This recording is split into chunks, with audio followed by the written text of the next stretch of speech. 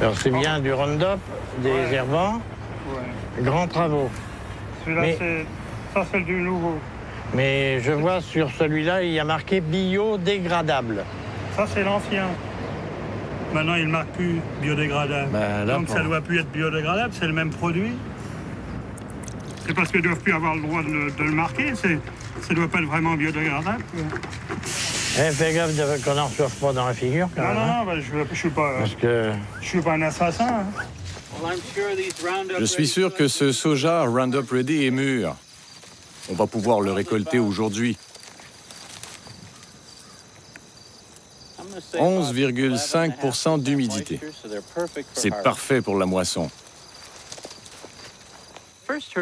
La première fois que j'ai entendu parler du soja Roundup Ready, c'était il y a 8 ans dans un magazine agricole.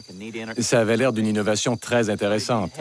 Le soja contient une protéine qui a été introduite dans la plante par manipulation génétique et qui la rend résistante au Roundup. Le Roundup est pulvérisé sur les plantes. Cela présente des avantages indiscutables. Si vous observez mon champ, il n'y a pas de mauvaises herbes.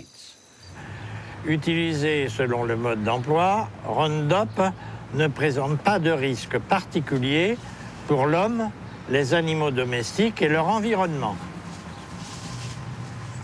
Marque déposée de Monsanto, fabriquée en Belgique. Si tu vois des escargots, t'en mets pas dessus, hein, parce qu'ils seront immangeables. Hein. Alors attention aux fraisiers. Hein. J'encourage vraiment les agriculteurs européens à s'intéresser de plus près à la technologie Roundup Ready. C'est un très bon système pour l'environnement et à long terme. Essayez-le.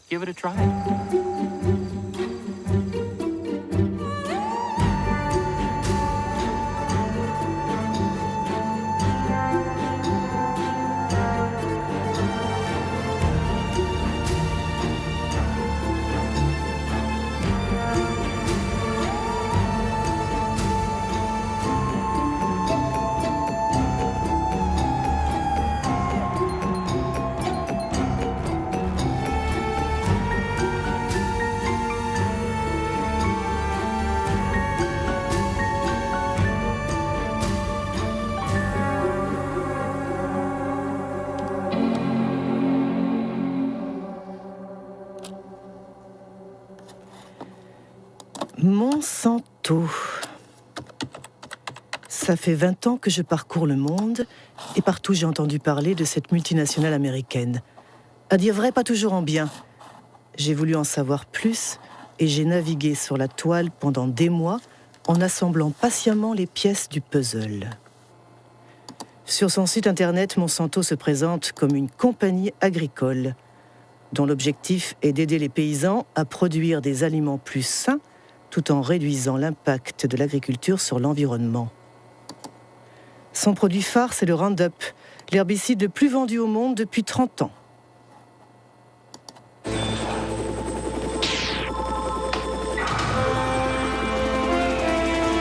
One shot. All it takes for weeds. Roundup. Monsanto est aussi le leader mondial de la biotechnologie. 90% des OGM cultivés sur la planète lui appartiennent. La plupart ont été génétiquement manipulés pour résister aux épandages de Roundup, comme le soja dit Roundup Ready, mot à mot, prêt pour le Roundup.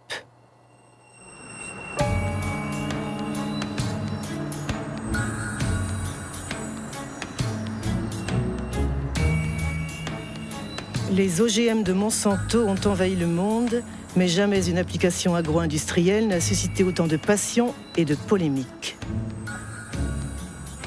Pourquoi ? Quels sont les enjeux des OGM et le passé de la firme peut-il éclairer ce qu'elle est ou prétend être aujourd'hui ? Créée en 1901 à Saint-Louis dans l'État du Missouri, Monsanto ne fut pas toujours une compagnie agricole. Ce fut d'abord l'une des plus grandes compagnies chimiques du XXe siècle. Chemistry is working for you, and very likely Monsanto is working for you. Monsanto, where creative chemistry works wonders for you. Les merveilles vantées par la publicité ont fait de Monsanto l'une des entreprises les plus controversées de l'ère industrielle. Agent orange, aspartame, Hormones de croissance. PCB. Les PCB. Ces huiles chimiques, utilisées comme isolants dans les transformateurs électriques, furent le fleuron de la firme pendant près de 50 ans. Elles s'appelaient Arochlor aux États-Unis, Pyralène en France ou Kloppen en Allemagne, jusqu'à leur interdiction au début des années 1980. Monsanto PCB.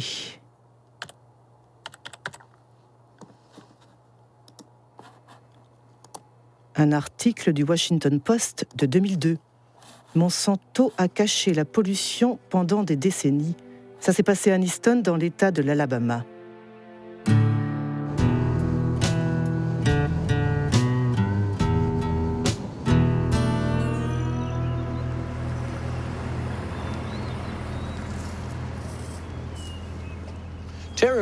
Terry était mon petit frère. Il est mort en 1971 d'une tumeur au cerveau, d'un cancer des poumons et d'une maladie du cœur. Il avait 16 ans. Depuis 3 ans, j'ai perdu la plupart de mes amis. Ils sont morts de maladies comme le cancer, le diabète, l'hépatite. Toutes ces maladies sont liées au PCB.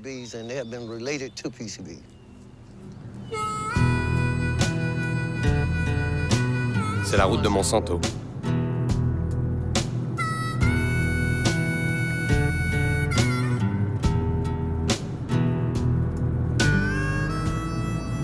Ici, il n'y a que des Noirs qui vivent. Ils continuent à y habiter, même si toutes les maisons ont été polluées. Il y a 6 mois, ils ont décontaminé ce jardin là-bas. Avant, ici, il y avait des maisons, des gens qui y habitaient. Mais maintenant, ils ont dû déménager. Les maisons ont été démolies.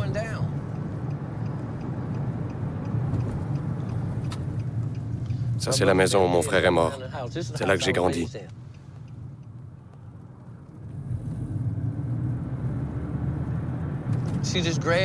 Vous voyez le talus là-bas? C'est là que les PCB sont enterrés. Monsanto a eu l'autorisation d'enterrer les PCB à Easton. C'est le canal de Snow Creek qui coule sur du ciment. Il partait de l'usine et déversait les PCB jusqu'ici.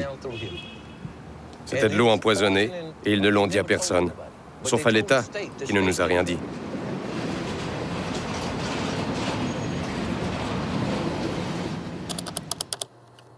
PCB, Monsanto savait. Mais savait quoi exactement? Une organisation environnementale de Washington, dirigée par l'écologiste Ken Cook, a mis en ligne les archives internes de la firme. La plupart sont classées confidentielles. Détruire après lecture. Un document de 1937. L'exposition au PCB provoque des effets toxiques sur tout l'organisme et des éruptions cutanées de type acné. 1961. Après la rupture d'un tuyau dans une usine utilisant des PCB, 2 ouvriers ont développé les symptômes d'une hépatite. 1966. Des scientifiques ont plongé des poissons dans l'eau du canal de Snow Creek. Tous sont morts au bout de 3 minutes et demie. Pollution. Lettre adressée aux responsables de vente en 1970. Ce document résume toute l'histoire. On peut y lire « Nous ne pouvons pas nous permettre de perdre $1 de vente ». Ils ont caché le fait qu'ils empoisonnaient leurs voisins d'Easton parce qu'ils ne voulaient pas perdre $1.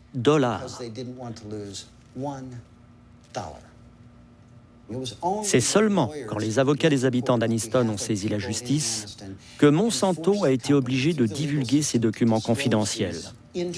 Nous avons alors découvert ce qu'ils savaient depuis longtemps. Ils savaient la vérité depuis le début. Ils ont menti. Ils ont caché la vérité à leurs voisins et aux autorités gouvernementales. Et lorsqu'ils ont finalement informé les autorités, celles-ci, au lieu de se placer du côté des empoisonnés, ont protégé la compagnie. Elles ont soutenu Monsanto. C'est scandaleux, absolument impardonnable.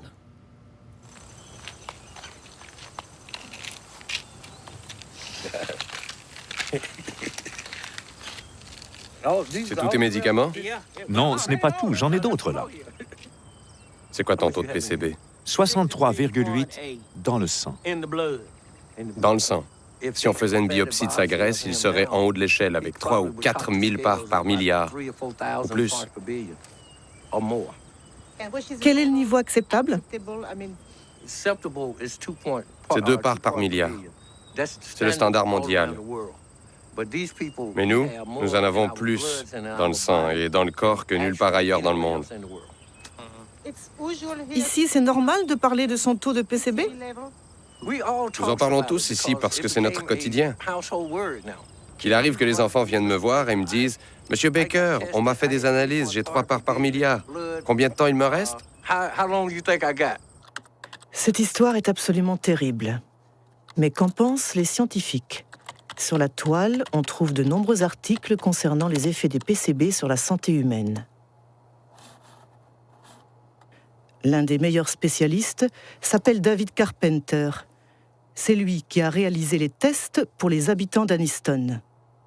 Nous avons tous des PCB dans nos corps. Les ours polaires et les pingouins ont des PCB. Par le passé, il n'y avait que quelques sites où l'on se débarrassait des PCB. Mais avec le temps, ils ont contaminé l'air et l'eau. Maintenant, toute la planète est contaminée par les PCB. Les PCB causent beaucoup de maladies. La plus connue est le cancer.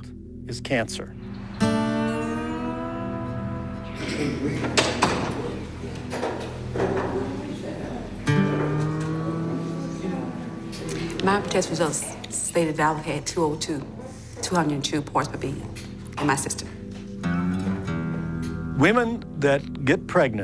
Les femmes contaminées par les PCB donnent naissance à des enfants qui ont un QI réduit.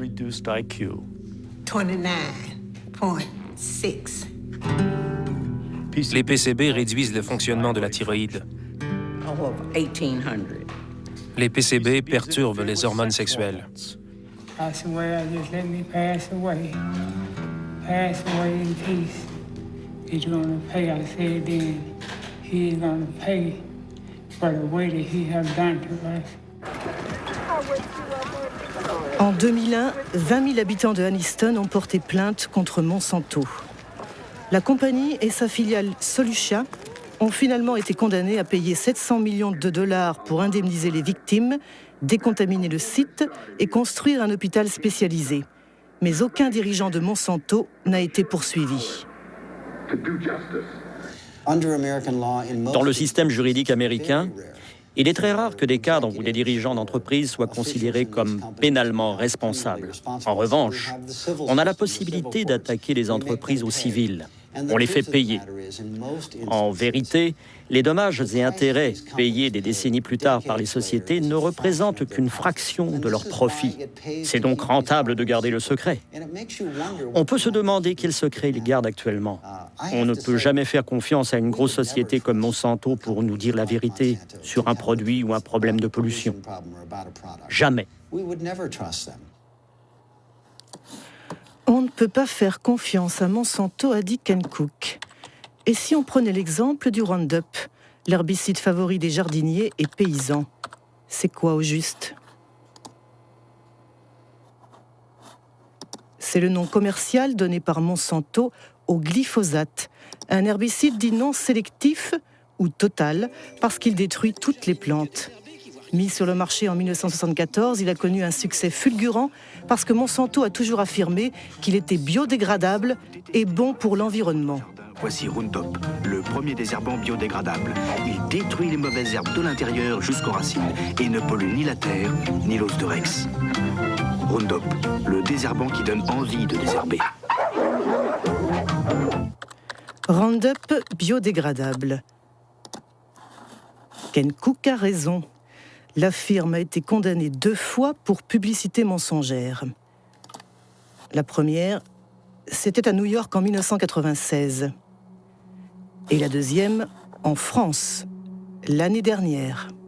Les juges ont considéré que les mentions biodégradables laissent le sol propre et respectent l'environnement étaient des messages publicitaires trompeurs. D'autant plus que selon les études effectuées par le groupe Monsanto lui-même, un niveau de dégradation biologique de 2% seulement peut être obtenu après 28 jours. Voilà pourquoi la mention biodégradable a récemment disparu des bidons. Mais ce n'est pas tout. De nombreuses études scientifiques montrent que le Roundup est hautement toxique. Un exemple ? Le Roundup provoque des dysfonctionnements de la division cellulaire. Une étude du professeur Robert Bellet.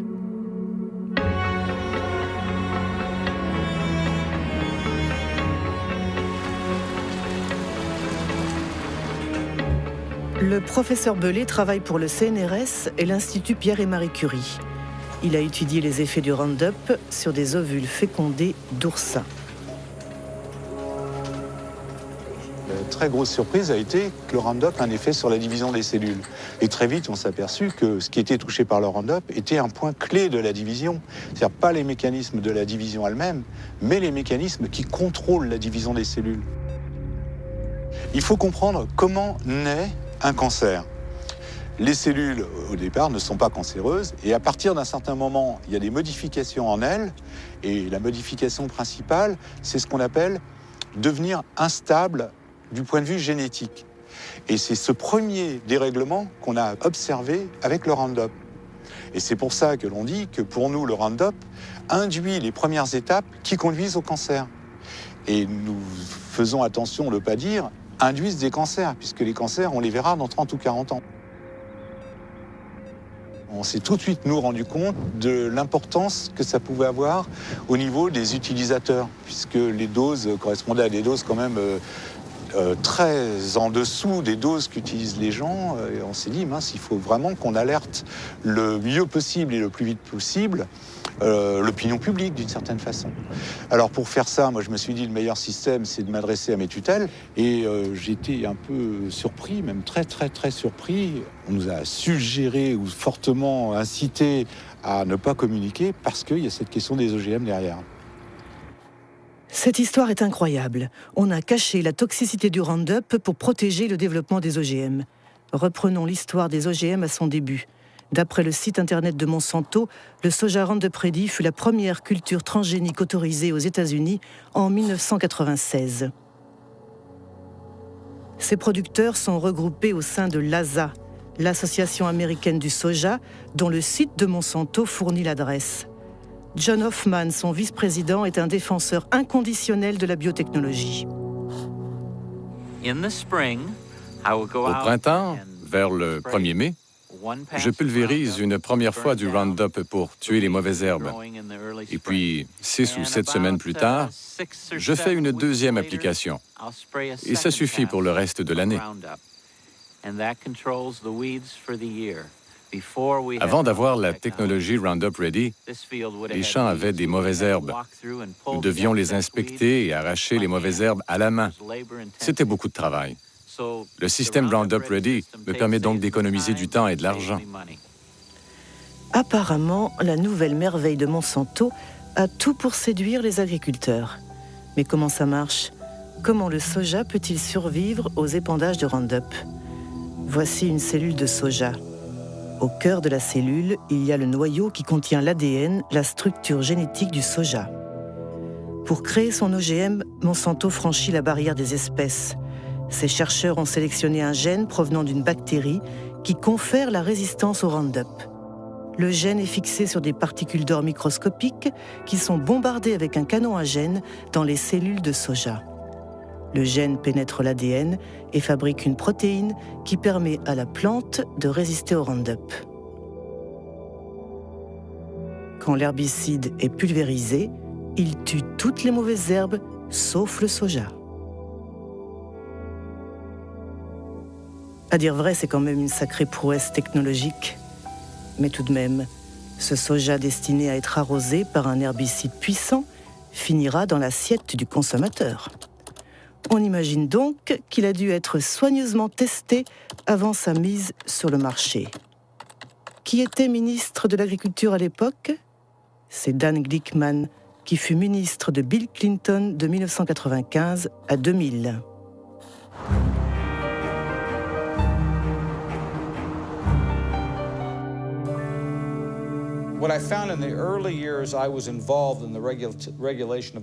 Au début de mon mandat, il y avait un consensus dans l'agroalimentaire et au sein du gouvernement des États-Unis. Si on ne marchait pas tête baissée en faveur du développement rapide de la biotechnologie et des cultures OGM, alors on était considéré comme anti-science et anti-progrès.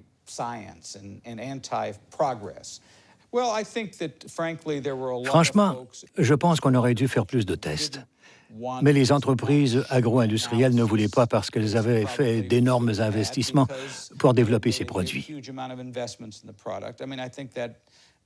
Et en tant que responsable du service qui réglementait l'agriculture, j'ai subi beaucoup de pression pour, disons, ne pas être trop exigeant. La seule fois où j'ai osé en parler pendant le mandat de Clinton, je me suis fait taper sur les doigts, non seulement par l'industrie, mais aussi par les gens du gouvernement. En fait, j'ai prononcé un discours où j'ai dit qu'il fallait qu'on étudie plus sérieusement la réglementation des OGM. Et il y avait des gens à l'intérieur du gouvernement Clinton, surtout dans le domaine du commerce extérieur, qui étaient fâchés contre moi. Ils m'ont dit « Comment peux-tu, toi qui travailles dans l'agriculture, mettre en cause notre système de réglementation ?» Voilà qui est clair. Aux États-Unis, le ministre de l'Agriculture ne fait pas le poids face aux intérêts des multinationales.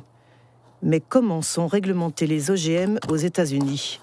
Le texte le plus important a été publié par la FDA, la Food and Drug Administration, l'agence chargée de la sécurité des denrées alimentaires et des médicaments.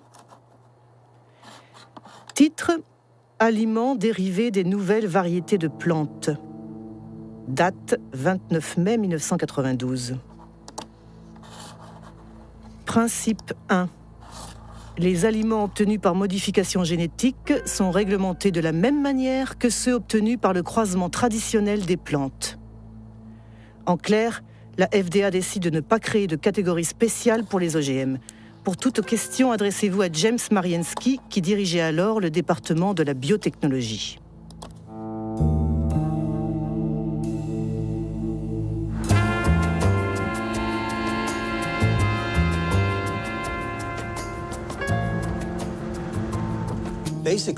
En gros, le gouvernement a pris la décision de ne pas créer de nouvelles lois. Il pensait que les lois existantes pouvaient s'appliquer aux nouvelles technologies.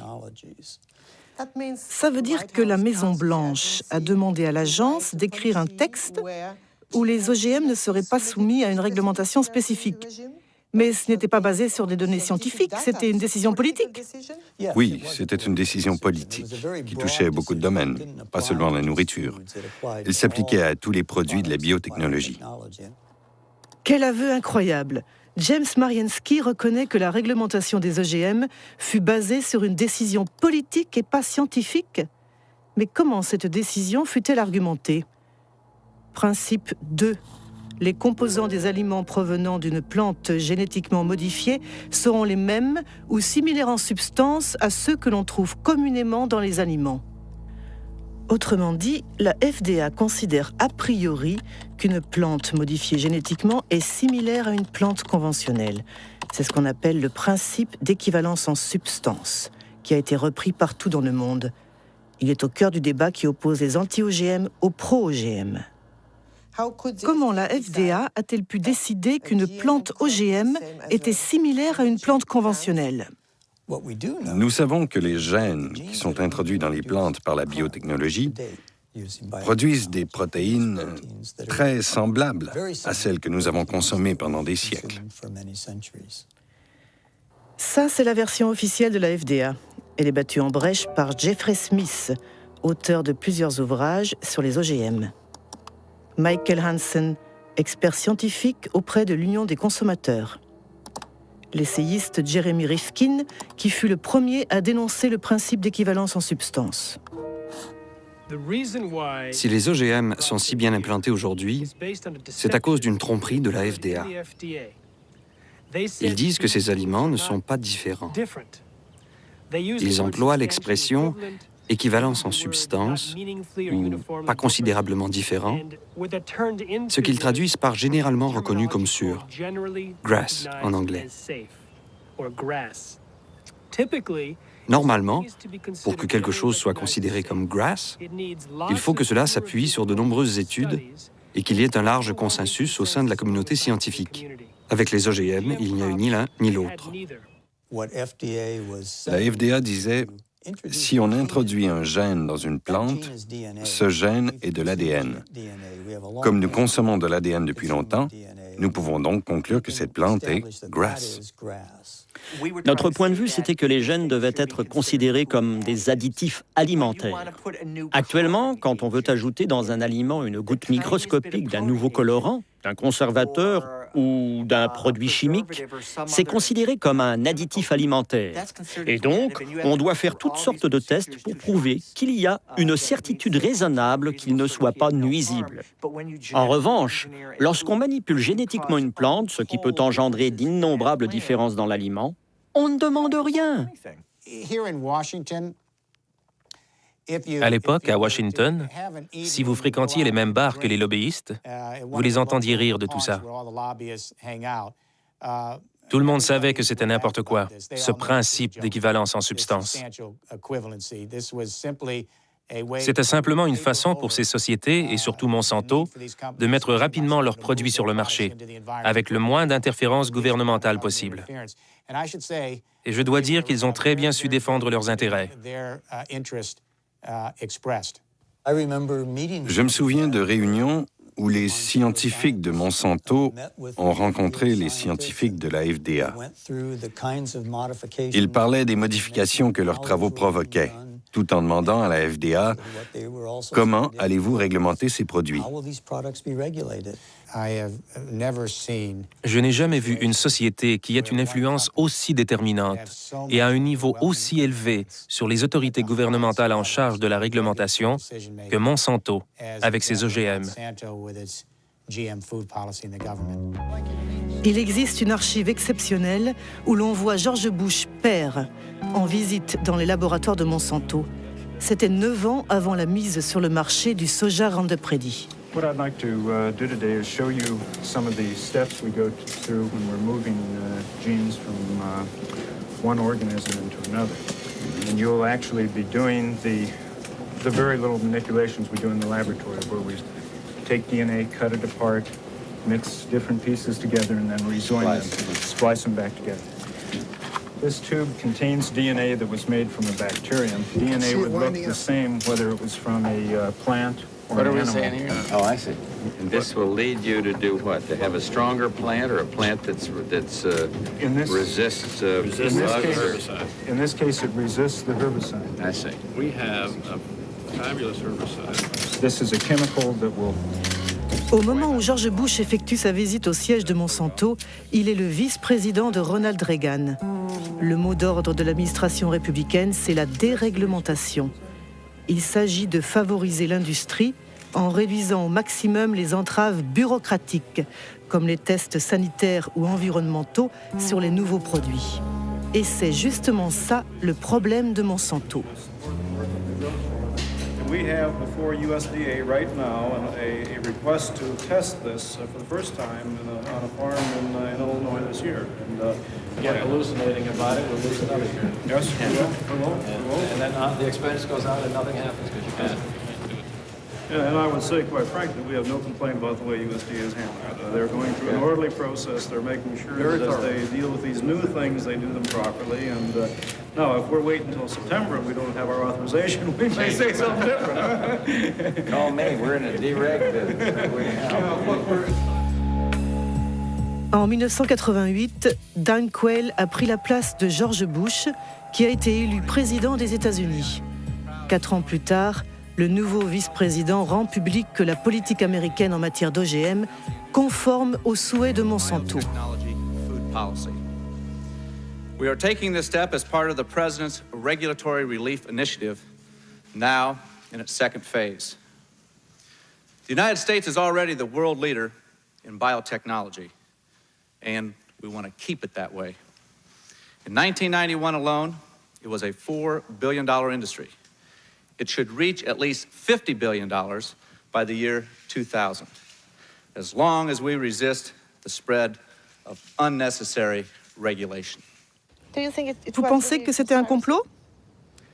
Le mot complot est un peu fort, mais du point de vue de la firme, disons que c'était une prise de pouvoir absolument sans faute. Très tôt, un certain Michael Taylor est devenu l'administrateur adjoint de la FDA au moment où la réglementation des OGM était rédigée. Qui est Michael Taylor? Sur Internet, il n'y a qu'une seule image de cet homme de l'ombre. Aujourd'hui, il dirige une fondation Ressources pour le futur.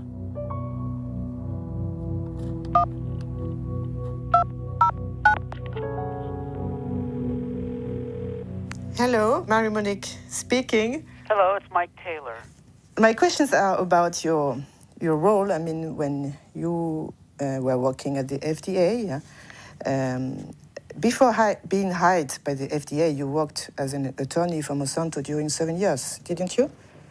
Well, I was a partner in a law firm of which Monsanto was a client, and I worked on some Monsanto matters, yes. And apparently, if I understood well what I read, the FDA created a new position for you, Deputy Commissioner for Policy? Well, because there was a special need at that time at the FDA because of the new GMOs? It had nothing to do with GMOs. Nothing at all to do with GMOs. I wasn't the author of these policies, but that's just false. Il est arrivé à la FDA en juillet 1991. Jusqu'à cette date, il travaillait dans le cabinet d'avocats King & Spalding. Parmi ses clients, il y avait non seulement Monsanto, mais aussi l'IFBC, le Conseil international de la biotechnologie et des aliments. Il a écrit pour l'IFBC un document présentant la manière dont le Conseil aimerait qu'on réglemente les OGM. Si vous comparez cette proposition de Michael Taylor pour l'IFBC et le texte publié par la FDA, ils sont très similaires. Si ce n'est pas lui l'auteur de la réglementation, alors quelqu'un a pris son document en le modifiant légèrement avant de le publier. À l'époque, M. Taylor était commissaire adjoint et c'est lui qui dirigeait le projet. Il était le chef, le leader de la réglementation, chargé de faire en sorte que le projet soit conduit à son terme. Monsanto a su parfaitement mener le jeu politique et légal.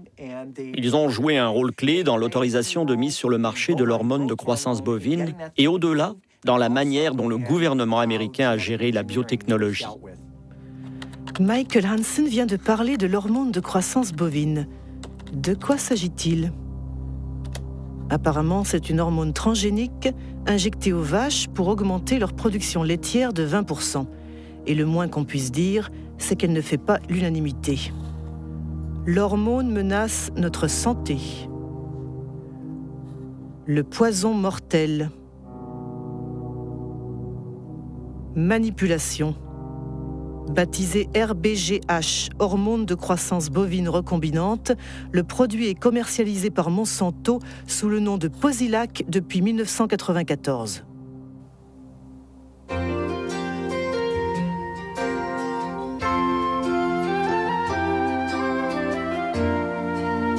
Posilac is the single most tested new product in history. You'll soon see the dramatic results Posilac can offer you. En 1985, Monsanto a déposé un dossier auprès de la FDA pour obtenir l'autorisation de mise sur le marché de Posilac.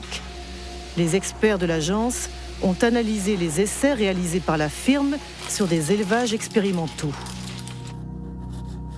À la FDA, le vétérinaire en charge du dossier s'appelait Richard Burroughs.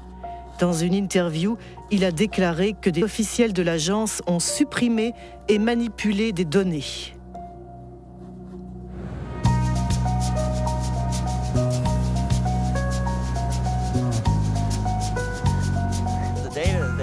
Les données scientifiques que la compagnie a envoyées ne prenaient pas en compte les besoins des producteurs de lait, à savoir des questions clés comme les maladies que sont la mamite, c'est-à-dire l'infection des pies, et les problèmes de reproduction.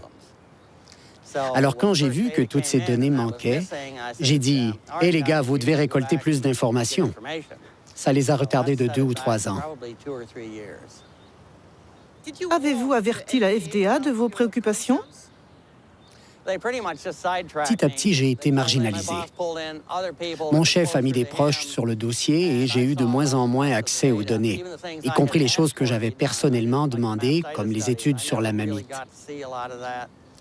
J'étais devenu un obstacle. Alors, ils ont décidé de m'éliminer en me mettant au placard. Finalement, j'ai été licencié. Un jour, on m'a raccompagné à la porte et c'était fini pour moi. Est-ce que vous avez été menacé? Oui, par les avocats de Monsanto.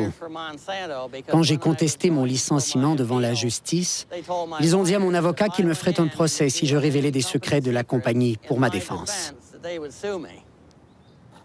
Finalement, la FDA sera condamnée à réintégrer le vétérinaire trop consciencieux qui, écœuré, finira par démissionner. Mais ce n'est pas tout.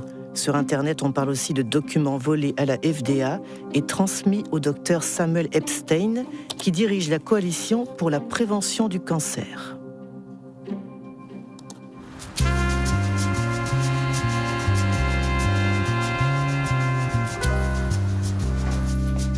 En 1990, le professeur Epstein a publié un article dans The Milkweed, un journal de référence spécialisé sur le lait que dirige le journaliste Pete Hardin.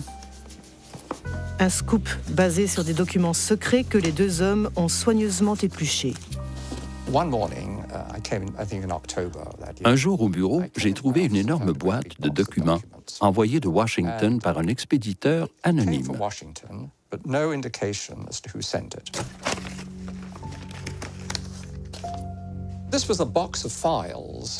Cette boîte contenait toutes les données des études vétérinaires que Monsanto avait fournies à la FDA depuis 6 ans. Un vrai bonheur. La plupart de ces documents sont des originaux, avec la mention « Informations internes et confidentielles » qui ne peuvent pas être reproduites, révélées ou envoyées à l'extérieur de la société sans autorisation. C'est exactement ce qu'un journaliste d'investigation aime rendre public.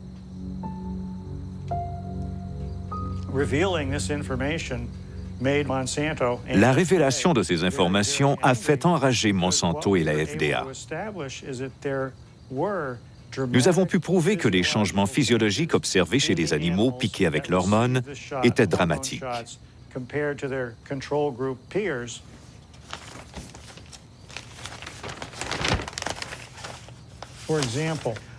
Par exemple, nous voyons que les ovaires droits des vaches qui ont reçu l'hormone synthétique sont 34% plus gros, voire 42% ou 44% selon les groupes. Par ailleurs, les dossiers volés montrent qu'il y a de graves problèmes de reproduction chez les animaux qui ont été traités. The data is conclusive. We provided the data, the raw data, and summary data is peer-reviewed data not done by us to support the submission. Every health authority who has looked at bovine somatotropin has found that it is completely safe for consumers. Pour Monsanto, non seulement l'hormone ne pose aucun problème, mais elle présente même des bénéfices pour le consommateur. Comme la composition chimique du lait n'est pas altérée par l'usage du Posilac, ses propriétés et son goût ne changent pas.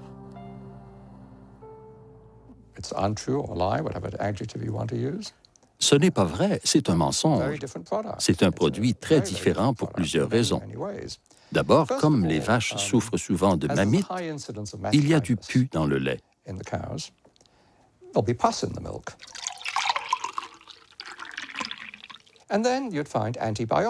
De plus, à cause du traitement des mammites, on trouve une grande quantité d'antibiotiques dans le lait. Enfin, on constate une importante augmentation de ce qu'on appelle l'IGF-1, le facteur insuline de croissance. Depuis les années 1980, une soixantaine d'études ont montré qu'il y avait un lien direct entre un niveau élevé de IGF-1 et les cancers du sein, du côlon et de la prostate. Cette histoire est absolument sidérante. Y a-t-il d'autres pays qui ont autorisé la RBGH? Apparemment, l'hormone a été interdite en Europe et au Canada. Y compris au Canada? Pourtant, l'Agence Santé Canada a l'habitude de calquer ses décisions sur la FDA. RBGH, scandale à Santé Canada. Monsanto accusé de tentative de corruption. En octobre 1998, 3 scientifiques de Santé Canada ont témoigné devant une commission sénatoriale pour s'opposer à la mise sur le marché de l'hormone transgénique. L'affaire a été déclenchée par le docteur Shiv Chopra, qui est ce qu'on appelle en anglais un whistleblower, disons un lanceur d'alerte.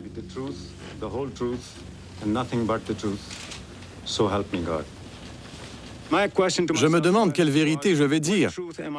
Celle que je connais ou celle que le ministère me dit de dire. Voilà mon conflit. Je vous demande à tous les trois, est-ce que certains d'entre vous ont été approchés par Monsanto? Dr. Hayden. J'ai assisté à une réunion en 1989-90. Des représentants de Monsanto m'avaient rencontré moi-même, le Dr. Drennan, mon chef de service, et le Dr. Messier également. La compagnie nous avait offert 1 à 2 millions de dollars. Je ne sais pas ce que c'est devenu par la suite, mais je sais que mon directeur avait dit après la réunion qu'il allait faire un rapport sur cet incident à ses supérieurs. Comment a réagi Monsanto? Monsanto n'a pas nié le fait qu'ils ont proposé 2 millions de dollars lors de cette réunion. Plus tard, ils ont dit que c'était une proposition pour faire plus de recherches au Canada sur les vaches canadiennes.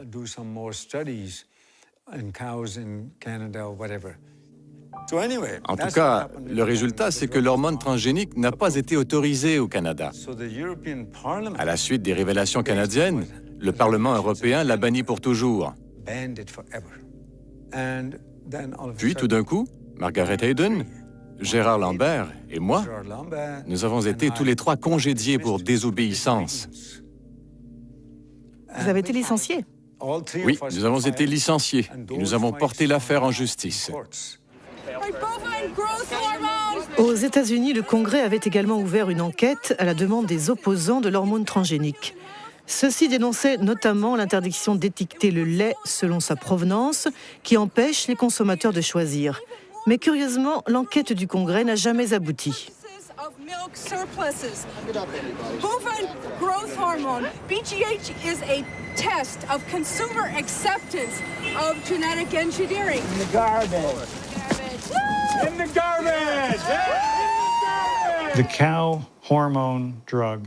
L'hormone de croissance bovine représente la première application de la biotechnologie à la production d'aliments et Monsanto est une multinationale très puissante qui a beaucoup de relations au sommet de l'État.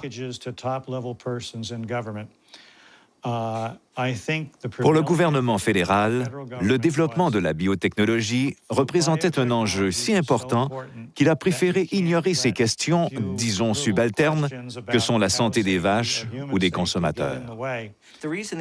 La raison pour laquelle la FDA a autorisé la mise sur le marché de la RBGH, c'est que beaucoup d'anciens salariés de Monsanto occupaient des postes clés à la FDA. Ils ont rejoint l'agence pour faire homologuer le produit. C'est ce qu'on appelle les portes tournantes, avec un effet de double hélice. Les portes tournantes. Oui, les portes tournantes. Il n'y a pas qu'en agriculture qu'il y a des portes tournantes. C'est dans beaucoup de secteurs. Donald Rumsfeld était le PDG de Searle, qui était une filiale de Monsanto. L'ambassadeur américain du commerce extérieur, Mickey Cantor, a fini au conseil d'administration de Monsanto. Clarence Thomas, juge à la Cour suprême, a travaillé pour Monsanto. Monsanto Revolving Doors, en français Les chaises musicales, état des lieux non exhaustif en 1999. Linda Fisher passe de l'EPA à l'Agence de protection de l'environnement à Monsanto, Michael Friedman de la FDA à Monsanto, Marcia Hale et Josh King de la Maison-Blanche à Monsanto, Margaret Miller de Monsanto à la FDA, William Rickelshaus de l'EPA à Monsanto, sans oublier Michael Taylor qui a fait plusieurs fois l'aller-retour. Once your mission carried out by the FDA, you became Monsanto's vice president for public policy. Right. So there is no conflict of interest for you. No, and again, the rules are the rules, and I played within the rules. I think in terms of public acceptance, it's been one blunder after another. If you're trying to have a strategy for having the public understand and accept the new technology, having the first application of it be related to milk, which we already have more than we need, it created, it helped create a climate of suspicion.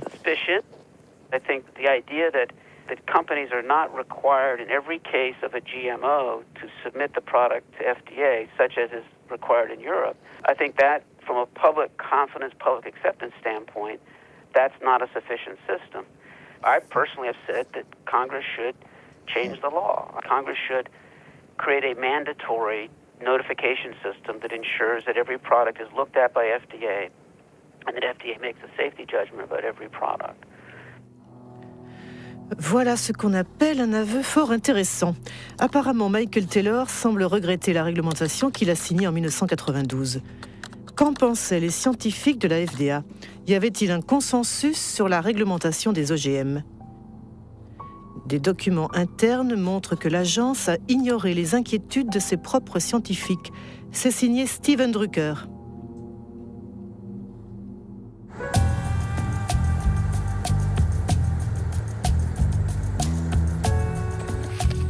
Steven Drucker est un avocat qui travaille pour une coalition d'organisations non gouvernementales. Il a porté plainte contre la FDA et obtenu la déclassification de ses archives sur les OGM. Nous avons reçu plus de 44 000 pages qui révèlent que la FDA ment à la planète depuis au moins 1992. Elle continue de mentir.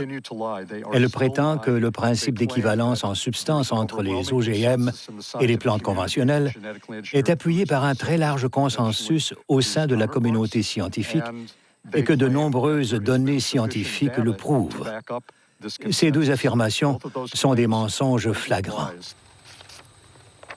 Par exemple, le docteur Lois Prebill, du département de la microbiologie de la FDA, a écrit « Il y a une différence énorme entre les effets inattendus que peuvent produire les plantes traditionnelles et les OGM. » Puis, il a ajouté que certains aspects de la manipulation génétique pourraient être plus dangereux.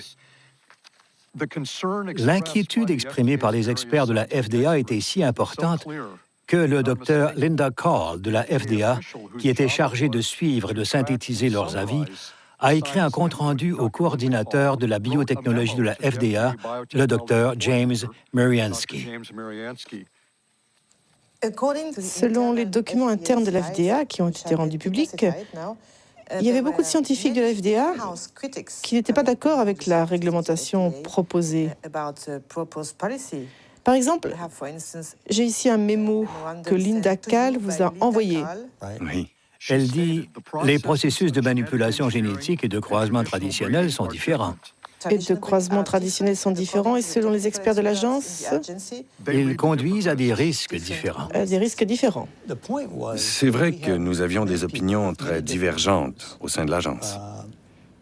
C'est ce que Linda Call résume dans son mémorandum. Mais quand nous avons fini d'écrire la réglementation, tous les scientifiques étaient d'accord. Bien sûr que la FDA s'était penchée sur l'usage de la manipulation génétique, mais elle n'avait aucune information qui indique que la technique elle-même puisse créer des produits qui soient différents en termes de qualité ou de sécurité. Avant que les scientifiques de la FDA fassent part de leurs inquiétudes, l'agence avait reçu un signal d'alerte très clair. En effet, le premier additif alimentaire manipulé génétiquement et mis sur le marché américain avait provoqué une grave épidémie. Vous souvenez-vous de ce qui s'est passé avec le L-tryptophane en 1989 Oui. C'était un acide aminé génétiquement manipulé. A priori, nous connaissons très bien les acides aminés. Il a tué des dizaines de personnes et rendu malades des centaines d'autres. Il a provoqué l'épidémie d'une maladie inconnue appelée EMS. C'est vrai. Combien de gens sont morts? Oui, mais nous avons beaucoup... 37 et plus de 1000 handicapés, vous souvenez-vous? Je m'en souviens. Selon un document de la FDA, vous avez dit « Nous ne savons pas quelle est la cause de l'EMS, mais nous ne pouvons pas éliminer l'hypothèse qu'elle soit due à la manipulation génétique ». Est-ce que vous avez dit ce que j'ai lu? Oui. Incroyable. James Mariensky n'excluait pas que la manipulation génétique puisse entraîner des effets inattendus, mais il n'a pas bougé le petit doigt. Y a-t-il des scientifiques indépendants qui ont travaillé sur cette question capitale pour les consommateurs? Arpad Pusztai, un scientifique de renom, perd son travail après avoir exprimé ses inquiétudes sur les OGM. C'était en 1998.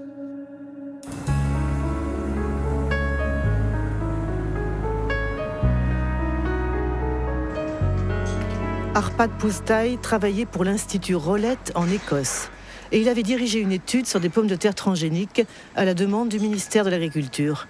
Un budget de plus de 2 millions d'euros qui avait mobilisé 30 chercheurs pendant 2 ans pour préparer l'arrivée des OGM en Grande-Bretagne.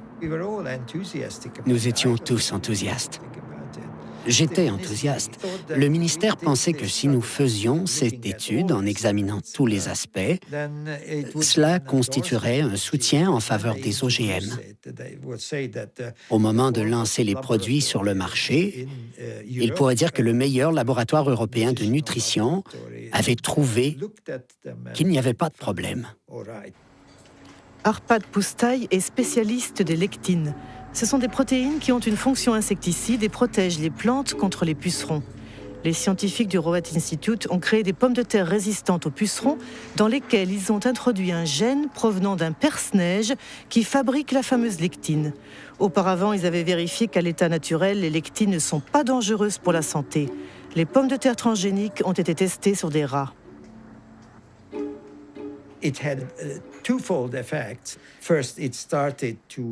Nous avons constaté 2 effets. D'abord, une prolifération des cellules dans l'estomac, et cela n'est pas bien. Je ne dis pas que c'est cancéreux, mais cela peut faciliter le développement de tumeurs causées par des produits chimiques. De plus, le système immunitaire de l'estomac était en surchauffe. On ne sait pas si cela est bon ou mauvais, mais en tout cas, l'organisme traitait ces pommes de terre comme des corps étrangers. Nous étions convaincus que c'était la manipulation génétique qui était à l'origine du problème et pas le gène de la lectine, parce que nous l'avions testé tout seul à une concentration 800 fois plus élevée et il ne faisait pas de mal.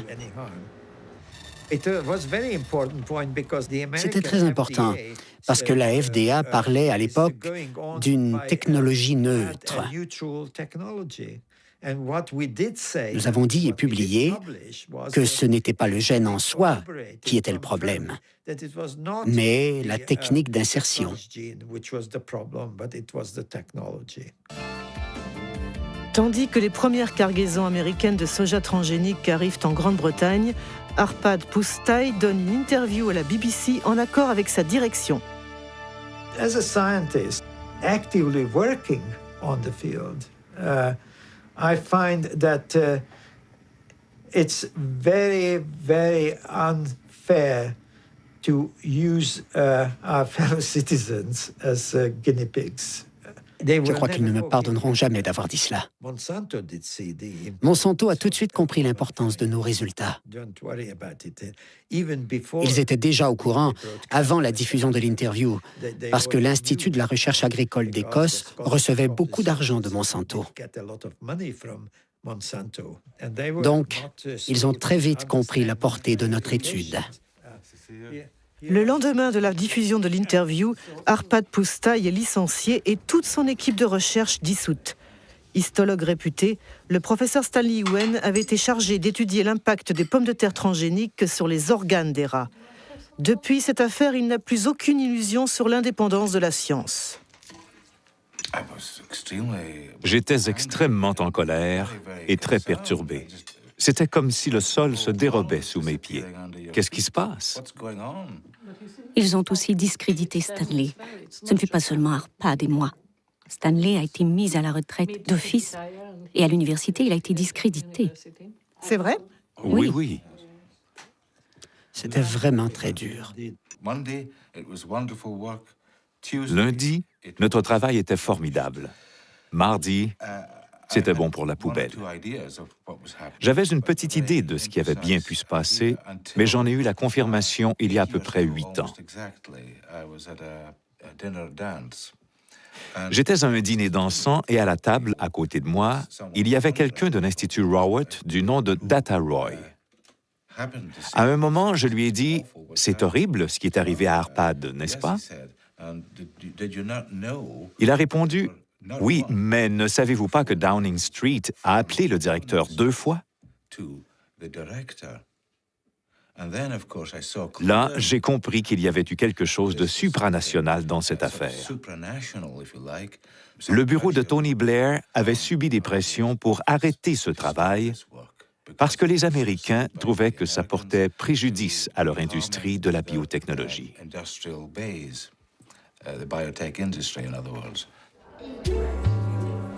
L'affaire d'Arpad Pusztai a entraîné un rejet massif des OGM en Grande-Bretagne, soutenu par Greenpeace. Au point qu'un an plus tard, Robert Shapiro, le PDG de Monsanto, a accepté de participer à une téléconférence organisée par l'association écologiste. C'est finalement la seule archive filmée qui existe de l'ancien PDG, qui avait fait basculer la compagnie dans l'ère de la biotechnologie en lançant un nouveau mot d'ordre, nourriture, santé et espoir. Monsanto made huge efforts to push its products in every direction with the full support of multinational food manufacturers, retailers, communications firms, regulators, even governments. You behave not as a company offering life and hope, but as bullies, trying to force your products on us. If I'm a bully, I don't feel that I'm a very successful bully. I want to start by emphasizing that biotechnology is a tool. Biotechnology in itself is neither good nor bad. It can be used well or it can be used badly. The products that are on the market have been reviewed through the regulatory processes that society has established in order to assure not only safety, but the environmental safety of the products themselves.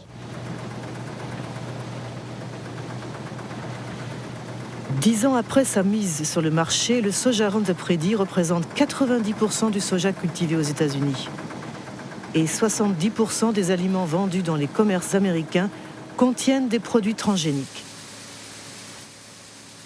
À la différence de l'Europe, les consommateurs ne peuvent pas choisir car l'étiquetage des OGM est interdit.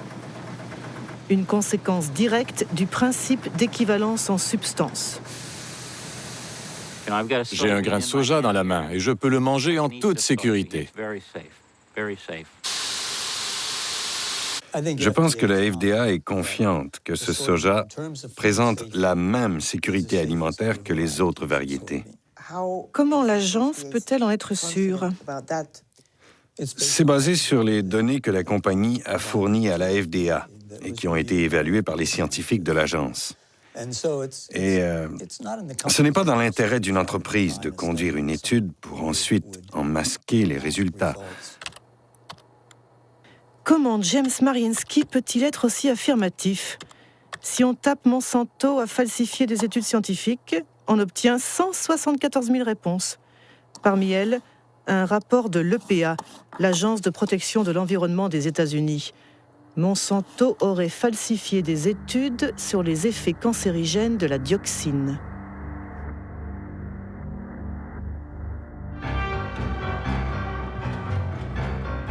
L'histoire commence à Nitro, dans une usine de Monsanto qui fabrique un herbicide puissant appelé 2,4,5-T.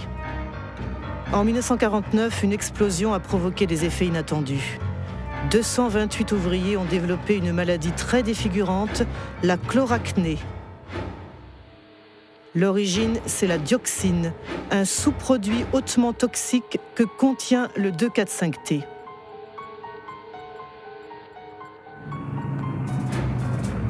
Le 2,4,5-T était le composant principal de l'agent orange, le défoliant utilisé par l'armée américaine pendant la guerre du Vietnam. Dans les années 1960, 40 millions de litres d'agent orange ont été déversés dans le sud du pays, soit 400 kilos de dioxine pure. 3 millions de personnes ont été contaminées, dont des milliers de soldats américains. 40 ans après la fin de la guerre, la dioxine continue de faire des victimes. On sait aujourd'hui que ce poison provoque des cancers et de graves dysfonctionnements génétiques.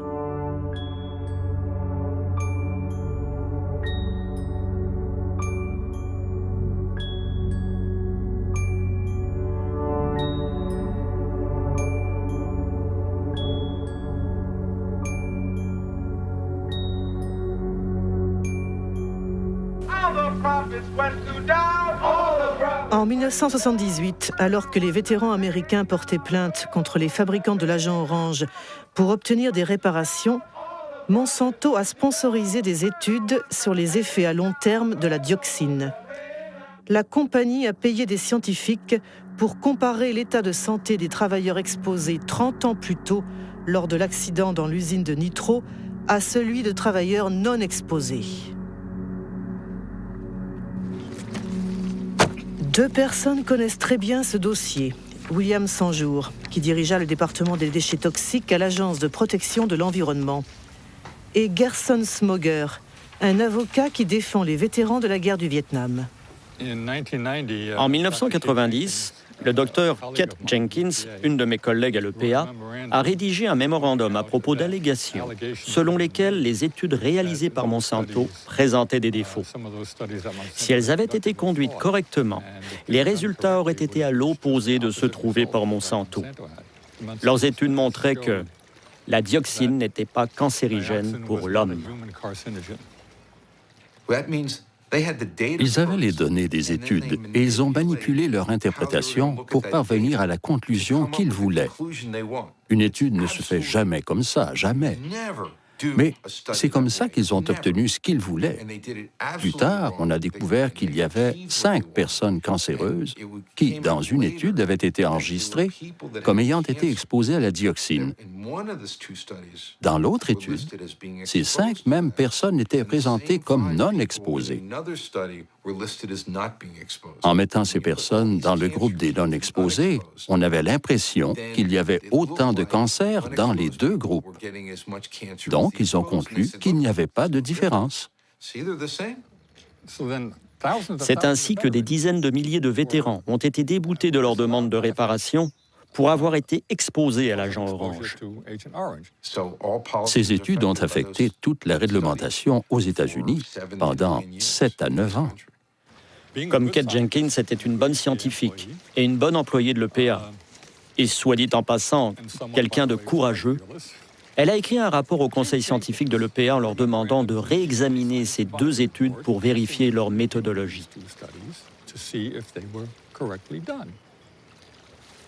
En fait, il n'y a jamais eu d'investigation sur Monsanto. Personne n'a enquêté sur les 2 études. Personne. La seule enquête réalisée a porté sur Kate Jenkins, sur celle qui a tiré la sonnette d'alarme. Sa vie est devenue un enfer. Ils l'ont harcelée. Ils l'ont fait changer de poste. Ils l'ont persécutée. Faites-vous confiance à la firme Monsanto quand elle dit que ces OGM ne posent pas de problème pour la santé? Je ne crois pas un mot de ce que dit cette société. Tout ce qu'elle dit doit être vérifié par des personnes indépendantes, à condition que ces personnes soient compétentes et vraiment indépendantes. Eh bien, justement, pour prouver l'innocuité du soja Roundup Ready, Monsanto a réalisé une étude qui a été publiée en 1996 dans une revue scientifique de référence. Elle était censée mesurer les effets du soja transgénique sur la santé des animaux et notamment des rats. Cette étude a été soigneusement décortiquée par un scientifique danois aujourd'hui décédé et le Norvégien Jan Prime. Pour moi, cette étude a peu de valeur. Elle est très décevante. Surtout quand on sait qu'elle a servi de base au principe d'équivalence en substance.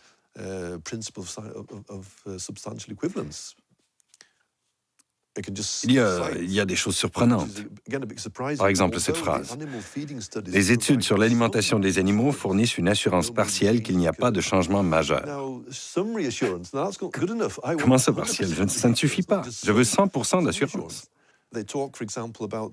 Par exemple, à la page 723, on peut lire « À part leur aspect plus marron, les foies avaient l'air normal lors de l'autopsie. » Comment peut-on dire cela sans regarder à l'intérieur du foie, ni faire des coupes avec un microscope pour voir s'il n'y a pas de différence?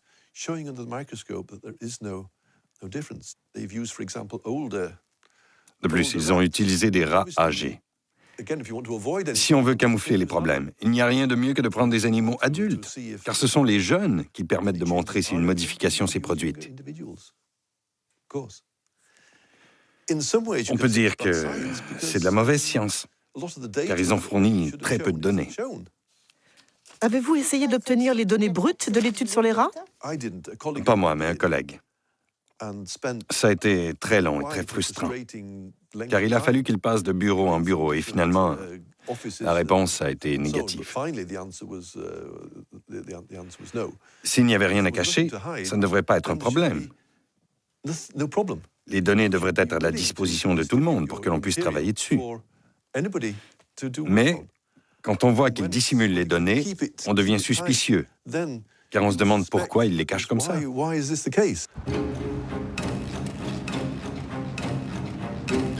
En tout cas, une chose est sûre, c'est grâce à cette étude minimaliste que les OGM de Monsanto ont envahi le monde, principalement en Amérique du Nord et du Sud, en Asie et en Australie.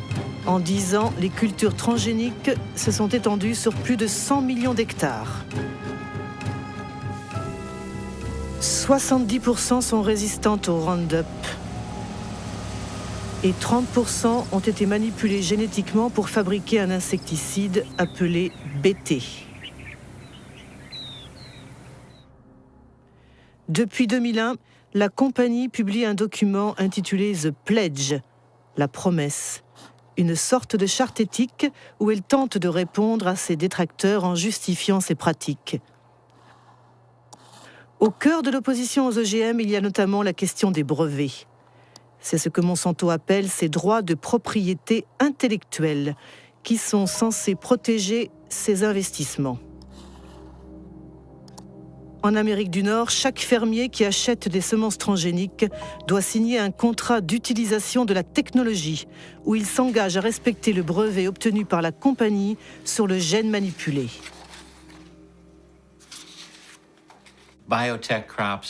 Les OGM sont protégés par la loi américaine sur les brevets.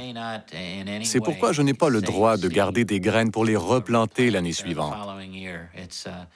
C'est une protection pour Monsanto et les sociétés de la biotechnologie, parce qu'elles ont investi des millions et des millions de dollars pour créer cette nouvelle technologie.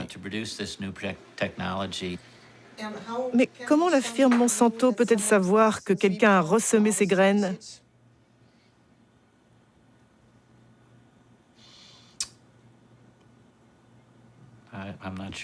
Je ne sais pas répondre à cette question.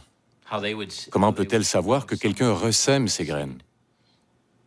C'est une bonne question pour Monsanto. La question est tellement délicate que Monsanto préfère l'ignorer en faisant de belles promesses. Dans les cas où les variétés qui nous appartiennent apparaîtraient de manière non intentionnelle dans les champs d'un fermier, Nous nous engageons à trouver une solution qui satisfasse aussi bien le fermier que Monsanto.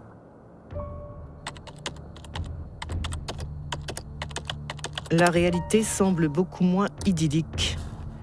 Le Centre pour la sécurité alimentaire de Washington a publié une étude sur les paysans poursuivis par Monsanto pour non-respect du brevet sur les semences.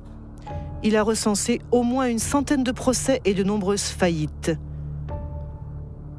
Parmi les victimes, Troy Roche, un agriculteur de l'Indiana.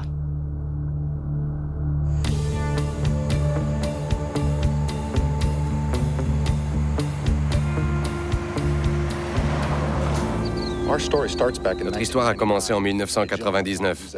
Un gentleman, et ce terme n'est pas très approprié, s'est présenté sur l'exploitation de mes parents. Il disait être un détective privé engagé par Monsanto. Il faisait une enquête sur les agriculteurs suspectés d'avoir gardé une partie de leurs semences. Il nous a demandé directement si c'était notre cas.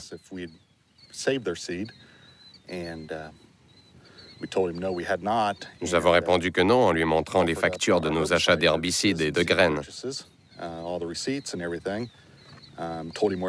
lui a même indiqué les adresses des négociants pour qu'il aille vérifier lui-même, mais il a décliné notre proposition. Suite à cet incident, Monsanto a attaqué notre famille en justice.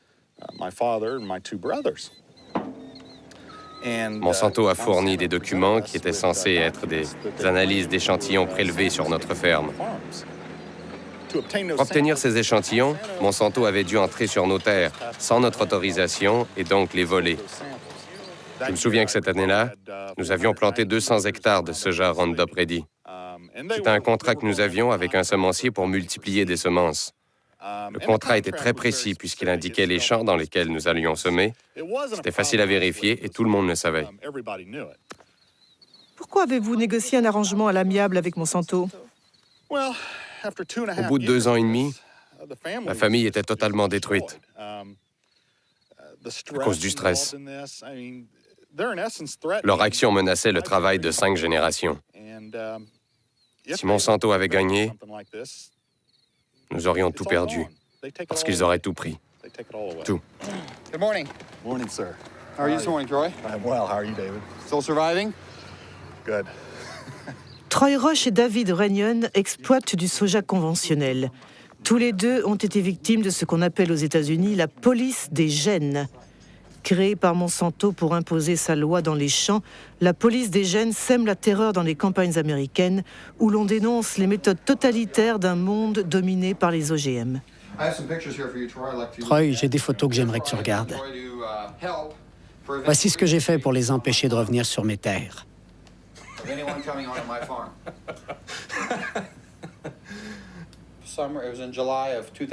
C'était au mois de juillet 2003. Ils sont arrivés chez moi vers 19h. Qui est venu? Les employés de Monsanto. Ils m'ont montré leur carte de visite et ils m'ont posé quelques questions sur mes cultures de soja, de maïs et où je vendais ma récolte. J'ai dit OK, c'est la fin de la conversation. Les brevets ont tout changé. Ils ont détruit la confiance qui existait entre voisins. Personnellement, il n'y a que 2 agriculteurs à qui je parle, avec qui je suis proche. Les agriculteurs ont vraiment peur? Bien sûr qu'ils ont peur. C'est impossible de se défendre contre cette firme. Ils ont créé une industrie dont le seul objectif est de détruire la vie des agriculteurs. Tout le monde a peur. Vous avez peur d'être dénoncé par un voisin, par exemple? Oui. Vraiment? Oui. C'est simple, il suffit de composer le 1-800 Monsanto... Non, pardon, 1-800 Roundup. Je me souviens qu'ils encourageaient les agriculteurs à appeler ce numéro gratuit pour moucharder. Pourquoi la firme Monsanto fait-elle tout cela? C'est pour tout contrôler. Les semences? Oui, ils veulent contrôler les semences. Ils veulent posséder la vie. Il s'agit de la base de notre alimentation. Ils veulent s'emparer de la nourriture, de toute l'alimentation. Entre 1995 et 2005, Monsanto a racheté une cinquantaine de compagnies semencières à travers le monde. Ces acquisitions concernent les semences de soja, de maïs, de coton, de blé, mais aussi de légumes, tomates, pommes de terre, sorgho. Un peu partout, on s'inquiète de ce monopole qui, à terme, pourrait conduire à la disparition pure et simple de toutes les semences non transgéniques. Ce n'est pas l'avis de Monsanto qui défend les bienfaits de la biotechnologie, notamment dans les pays en voie de développement comme l'Inde. Nos produits fournissent des bénéfices économiques importants, non seulement aux grands producteurs, mais aussi aux petits. En général, ils permettent des récoltes de meilleure qualité et un rendement plus élevé.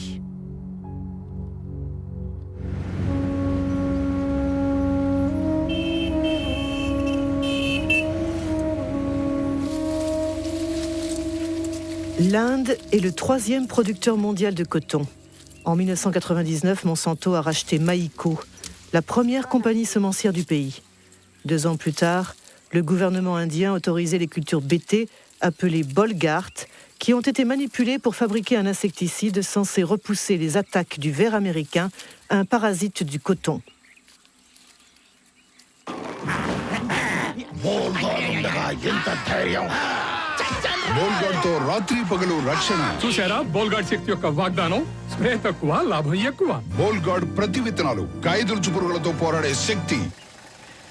Depuis 2001, Kiran Sakari et Abdul Gayoum suivent au jour le jour la culture du coton transgénique chez les petits producteurs du district de Warangal. Chaque année, les 2 agronomes publient un rapport comparant les rendements et les coûts de production du coton BT avec ceux du coton conventionnel. En 2006, la récolte a été ravagée par une maladie qui affecte les cultures transgéniques.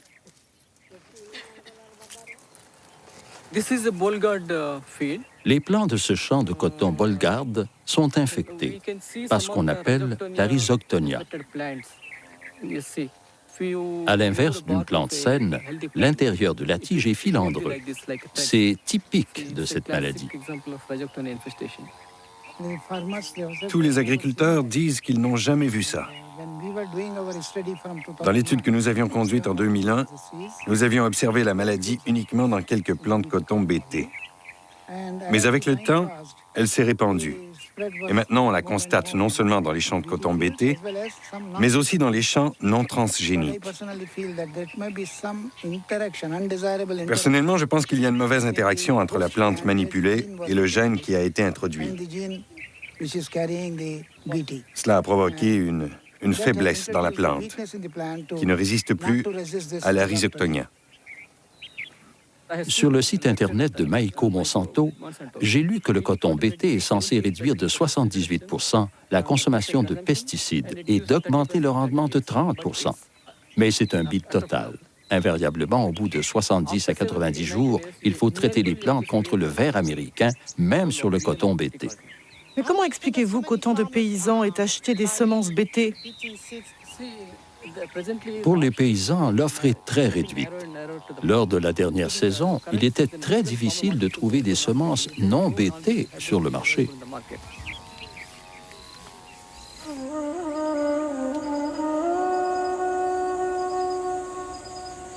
Aujourd'hui en Inde, Monsanto contrôle la quasi-totalité du marché des semences de coton. Une manière d'imposer ces semences transgéniques vendues 4 fois plus cher que les semences conventionnelles. Pour se les procurer, les paysans sont contraints d'emprunter à des taux usuriers. Si la récolte est mauvaise, c'est la faillite. Une spirale infernale qui décime les villages indiens.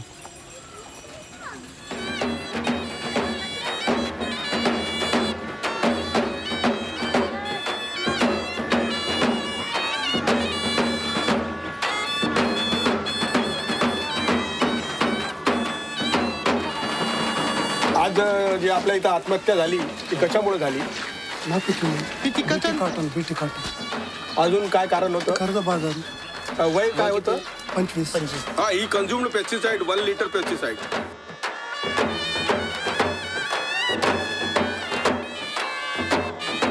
पहिलं जुताड आहे का नाही जगात किती झाली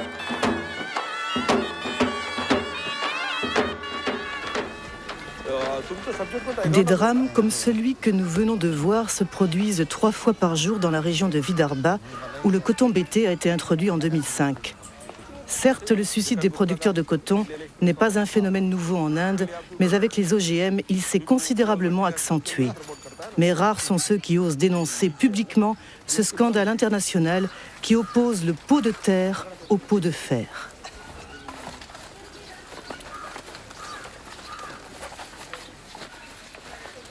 Voici les zones de Vidarbha où on cultive du riz. On voit qu'il y a peu de suicides. Et ici, c'est la zone où on cultive le coton. Le résultat du coton BT, c'est que la première année, il y a eu 600 suicides entre juin 2005 et juin 2006. La deuxième année, après seulement 6 mois, nous sommes déjà à 680 suicides. C'est un désastre. Oui, c'est un désastre complet. Le problème, c'est que les OGM rendent les paysans complètement dépendants des forces du marché. Non seulement ils doivent payer leurs semences plus chères, mais ils doivent acheter des engrais. De plus, la consommation d'insecticides n'est pas réduite. C'est un mensonge. Monsanto dit que les OGM sont adaptés aux petits paysans. Qu'en pensez-vous? Notre expérience prouve que c'est complètement faux. C'est un mensonge.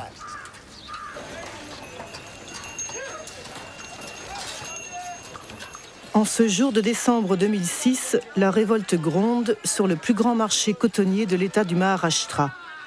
3 jours après le tournage de ces images, des émeutes ont éclaté et des dizaines de paysans, dont Kishore Tiwari, ont été arrêtés.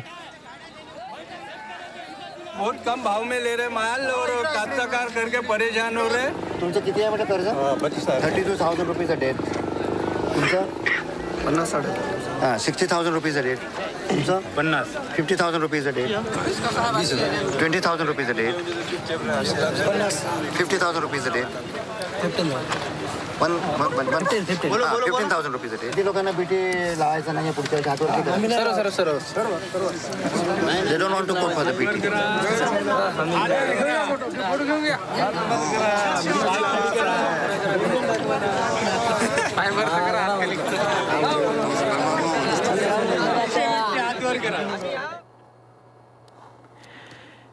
Les graines du suicide.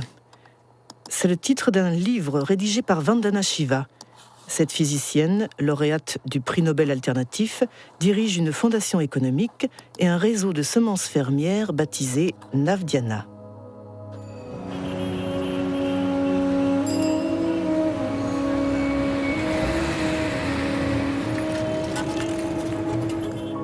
Vandana Shiva s'est d'abord battue contre la première révolution verte, celle des années 1960 qui a introduit l'agriculture industrielle en Inde.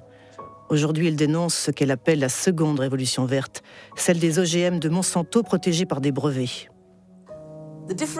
La différence entre les deux, c'est que la première révolution verte était dirigée par le secteur public.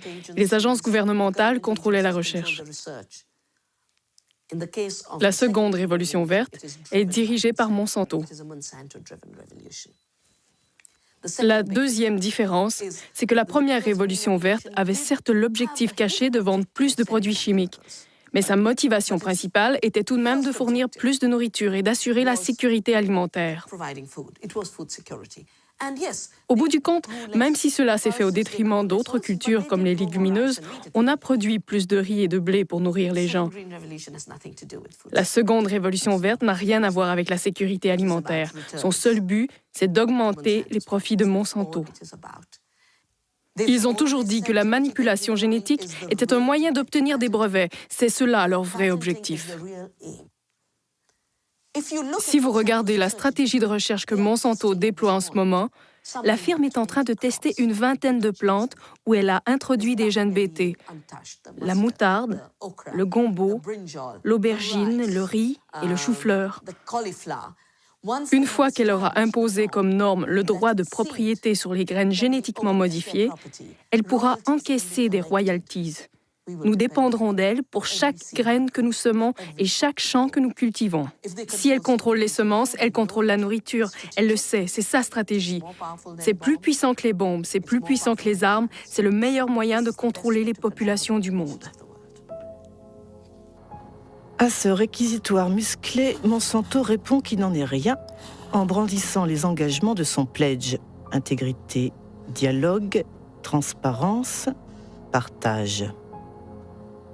We want to participate constructively in the process by which societies around the world try to develop good answers to those questions. Are the products going to be safe for the environment? How are they going to affect biodiversity? How are they going to affect other plants and insects and birds? What about outcrossing of genes? What happens if genes do outcross into wild species? To me, that means, among other things, listening carefully and respectfully to all points of view.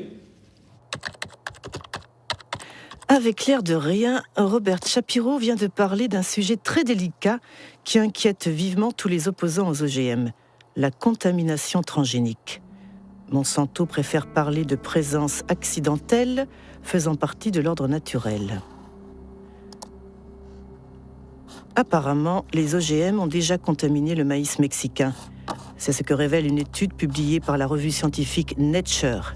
Signée par le professeur Ignacio Chapela de l'université Berkeley, cet article a provoqué une vive polémique.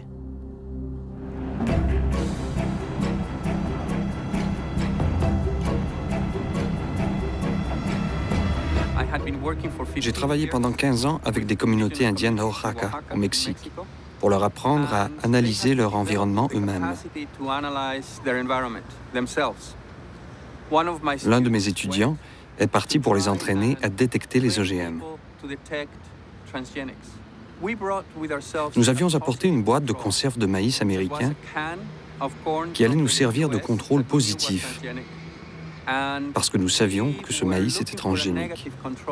Nous avions besoin d'un contrôle négatif, et nous nous sommes dit que pour cela, le maïs mexicain était parfait, parce que c'est le maïs le plus pur et le mieux préservé du monde. Quand nous avons analysé nos échantillons, nous avons été très surpris de découvrir que le maïs qu'on croyait sans OGM contenait déjà de l'ADN transgénique. C'était vraiment une très grande surprise de constater que les variétés traditionnelles de maïs préservées et entretenues localement depuis 10 000 ans avaient déjà été contaminées par des OGM venus des États-Unis.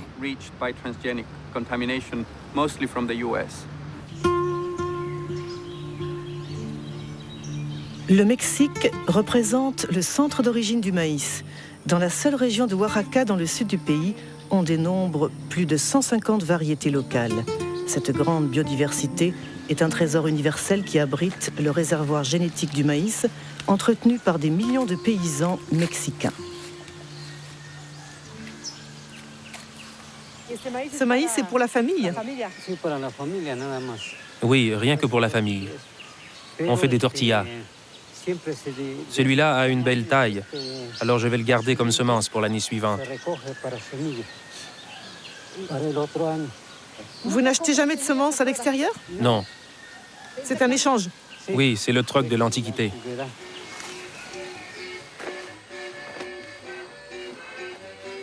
Pour préserver la diversité de son maïs, le Mexique a interdit les cultures transgéniques. En revanche, dans le cadre du traité de libre-échange signé avec les États-Unis et le Canada, le pays n'a pas pu empêcher l'importation massive de maïs américain, transgénique à 40%. Destiné exclusivement à la consommation humaine et animale, le maïs américain menace la production locale. Largement subventionné par l'administration de Washington, le maïs industriel, comme on dit ici, est vendu 2 fois moins cher que le maïs traditionnel.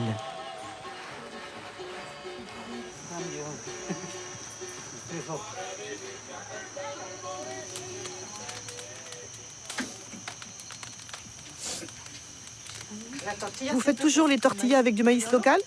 Oui. Il est naturel et donne plus de rendement. Et puis, il est plus nourrissant, car il vient d'une terre pure.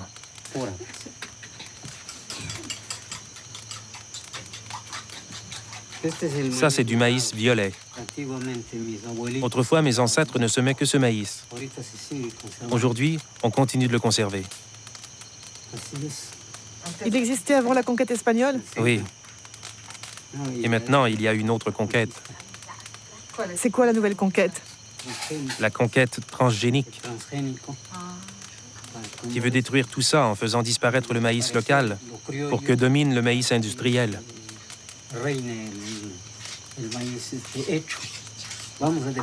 Si c'est le cas, nous dépendrons des multinationales.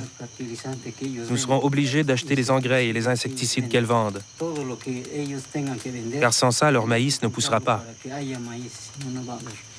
Alors que le maïs local marche très bien sans engrais ni herbicides. Vous voyez, il est très beau.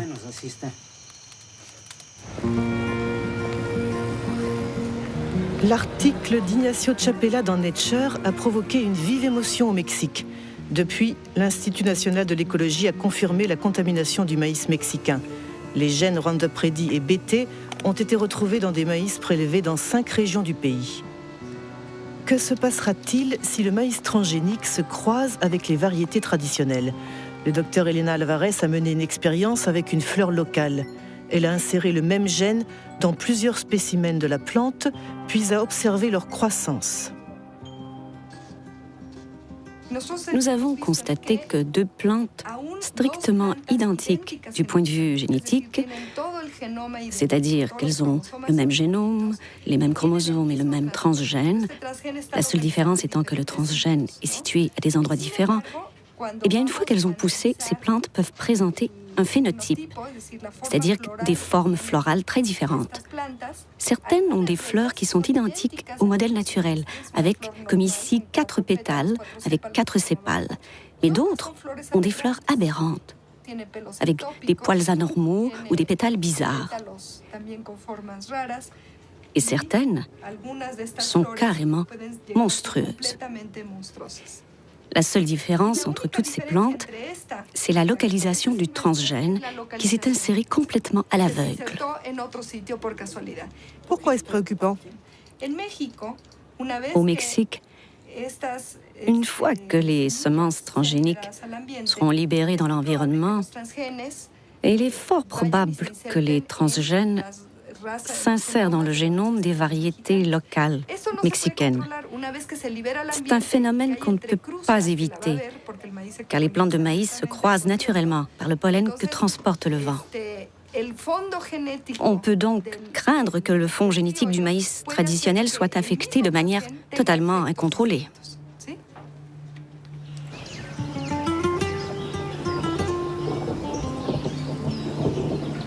Buenos días, los seguimos invitando para que podamos platicar con ustedes un momento en relación a las irregularidades que se están produciendo actualmente del maíz, sobre todo por la contaminación por transgénicos. Aldo Morales dirige une organisation indienne.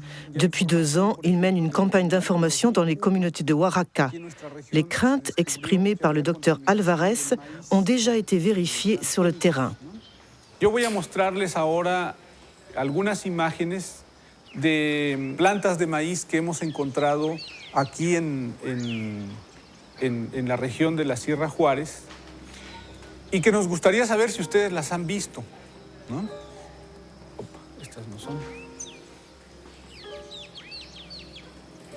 Aquí en esta imagen, por ejemplo, podemos ver cosas raras. Esta planta pues tiene una rama por aquí y otra rama por acá. Las milpas normalmente no salen así. Digamos, sale una hoja y arriba sale un jilote, ¿no? En este caso están saliendo 3 jilotes sobre una sola hoja. Son monstruos. Esa planta nosotros la enviamos a un laboratorio de biotecnología para que detectaran si tenía presencia o no tenía presencia de transgénicos y desgraciadamente nos dio positivo. Miren, plantas como esta las hemos encontrado sobre todo en la calle, en algún jardín, porque seguramente alguien fue a comprar el maíz a la tienda y pues iba caminando y se le cayeron algunos maíces y esos maíces crecieron, ¿no? Y entonces de esa manera es como se puede producir la contaminación a las plantas nativas de maíz. Lo que yo entiendo que en el futuro, si se deja que esto se prolifere dentro de los cultivos de los campesinos, al rato nosotros vamos a tener que comprar maíz porque nuestro maíz ya no va a servir. Es preocupante. ¿Qué debemos de hacer? ¿Cómo le vamos a hacer, no? Una de las recomendaciones que nosotros estamos dando es que si nosotros vemos cosas raras en algún momento, pues le quitemos la espiga, ¿no? Porque la espiga es donde sale el polen. Entonces decimos aguas, ¿sí? Tenemos que ser más vigilantes con nuestras milpas. Pensez-vous que cela puisse être une stratégie de Monsanto, ce qu'elle ne peut pas obtenir légalement, c'est-à-dire les cultures légales d'OGM, elle l'obtient par la contamination? Oui, on finit par se demander si la contamination n'a pas été intentionnelle. Si le centre d'origine du maïs est contaminé, le reste de la planète peut suivre. La contamination profite uniquement à des multinationales comme Monsanto. Comment a réagi Monsanto à la publication de l'article d'Ignacio Chapela sur la contamination mexicaine? Les coups tordus de Monsanto et le licenciement du professeur de Berkeley. C'est signé Jonathan Matthews qui dirige GM Watch, un service d'information sur les OGM basé dans le sud de l'Angleterre.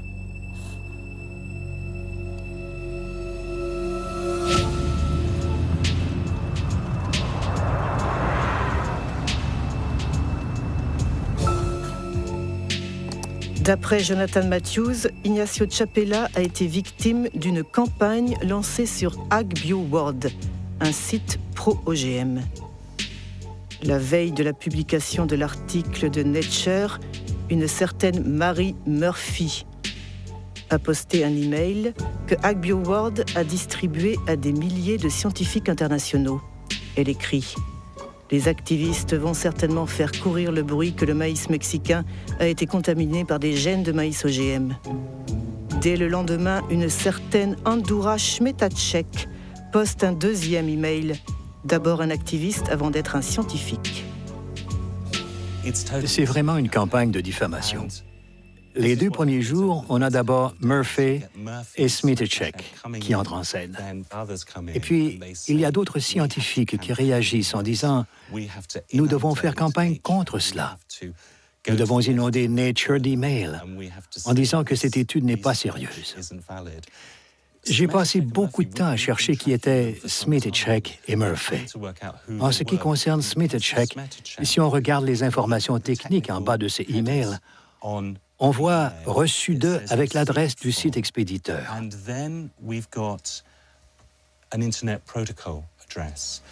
Il suffit de la copier et de vérifier sur un annuaire des sites Internet.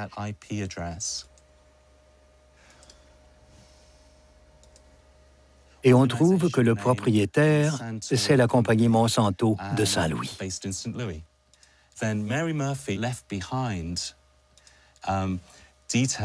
Quant à Mary Murphy, elle a laissé quelques indices qui m'ont aussi permis de remonter jusqu'à elle.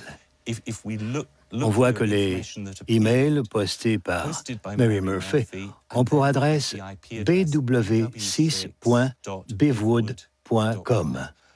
En cherchant, on trouve que bivwood.com, c'est le nom d'une agence de communication appelée Groupe Beavings. Et parmi ses clients, il y a Monsanto. Des faux scientifiques, c'est vraiment des coups tordus. Oui, on peut parler de méthodes très sales qui piétinent l'éthique la plus élémentaire. Elle révèle une compagnie qui est prête à tout pour imposer ses produits partout dans le monde, y compris à détruire la réputation de tous ceux qui peuvent lui faire obstacle. L'accusation de Jonathan Matthews a été reprise par la presse britannique, mais Monsanto a préféré l'ignorer. Tandis qu'elle poursuit son irrésistible ascension, la firme défend sa vision d'un monde transgénique censé résoudre le problème de la faim et de l'environnement dans la plus grande harmonie. L'expérience pratique démontre clairement que la coexistence entre l'agriculture transgénique et l'agriculture conventionnelle ou biologique est non seulement possible, mais qu'elle se passe pacifiquement partout dans le monde.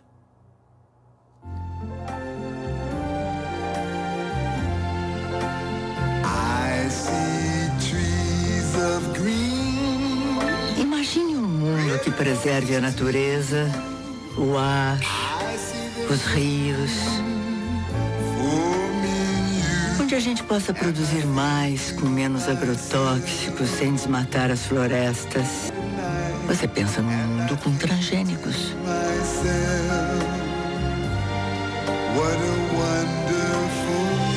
Uma iniciativa Monsanto com apoio da Associação Brasileira de Nutrologia.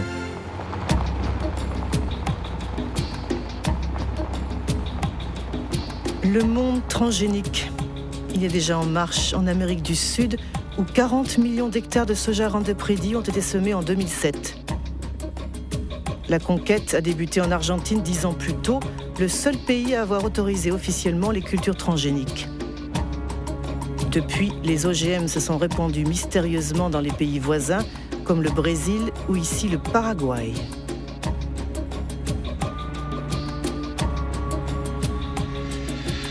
En 2005, le gouvernement paraguayen a finalement légalisé les cultures clandestines pour sauver ses exportations de soja, notamment vers l'Europe, où l'étiquetage des produits OGM est obligatoire. Autant dire que le ministère de l'Agriculture a été placé devant le fait accompli. Nous avons dû autoriser l'utilisation des OGM, car ils étaient entrés, de manière, disons, irrégulière dans notre pays. Sait-on comment les semences transgéniques sont entrées dans le pays? Par le marché noir ou la contrebande? Non, nous ne parlons pas de marché noir, mais de sacs blancs, parce que ce sont des sacs de semences qui ne présentent aucune inscription officielle. Est-ce que Monsanto a joué un rôle dans cette contrebande de semences? Il est possible que l'entreprise ait, disons, promu ces variétés, ces semences, et comme je vous ai dit, le gouvernement a dû réagir a posteriori en validant effectivement un état de fait.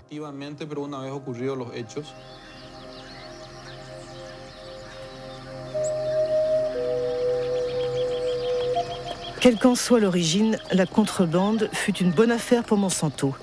Dès que les cultures furent légalisées, la compagnie a obtenu que les producteurs payent des royalties sur chaque tonne de soja produite, comme au Brésil.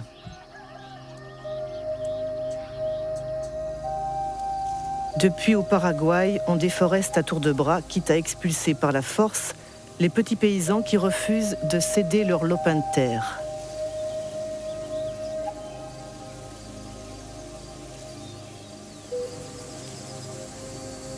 Jorge Galeano dirige une organisation paysanne qui se bat contre la progression de ce qu'il appelle le désert vert.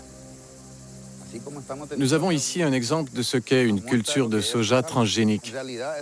En fait, c'est une monoculture qui détruit tout ce qu'il y a sur son passage. Avant, ici, il y avait des bosquets et tout ce qui fait vivre l'agriculture familiale. Des plantes, des arbres, du manioc, du maïs. Pensez-vous que cette monoculture transgénique peut cohabiter avec les cultures des petits paysans?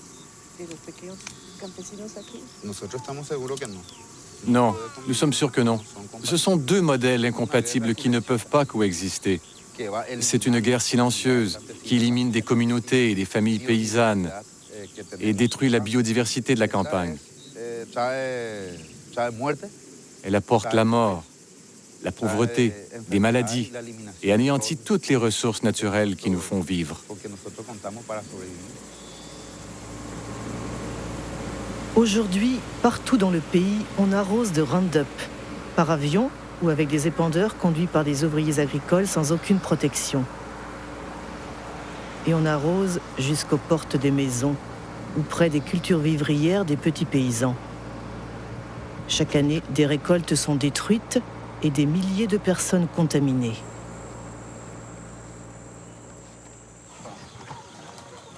Comme cette famille, cernée par les OGM de Monsanto. Les parents sont inquiets pour leur fils Pedro, qui chaque jour doit traverser les champs de soja pour aller vendre des galettes de maïs fabriquées par sa mère.